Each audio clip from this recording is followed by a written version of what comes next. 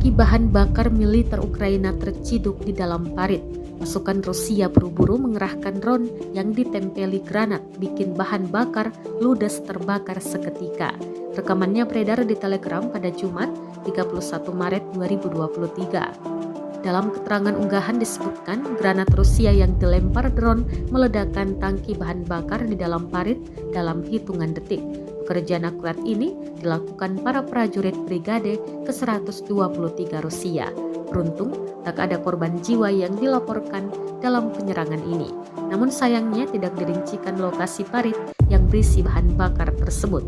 Di sisi lain, seorang pejabat militer Ukraina mengatakan pasukan Rusia telah berhasil maju di garis depan timur kota Bakhmut. Ia menambahkan bahwa pejuang mereka masih bertahan dalam pertempuran yang telah berlangsung beberapa bulan ini.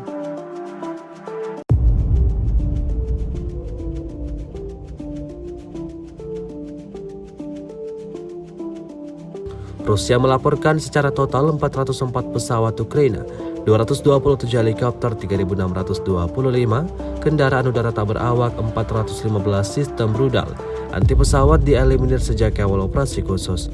Sementara itu dari kubu Kiev, Kementerian Pertahanan Ukraina melaporkan 460 tentara Rusia dieliminir dalam sehari terakhir.